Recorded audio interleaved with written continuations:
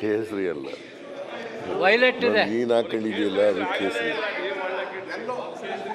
ಅದು ಬಾದಾಮಿ ಕಲರ್. ಮಂತ್ರಿಗಳೇ, ಬಾದಾಮಿ ಕಲರ್. ಅಶೋಕ್ಗೆ ಒಂದು ಗೊತ್ತಿಲ್ಲ, ಬಟ್ಟೆ ಎಲ್ಲ ಮುಖ್ಯ, ಹಾಕೊಳ್ಳೋರು ಮುಖ್ಯ ಅಂತ.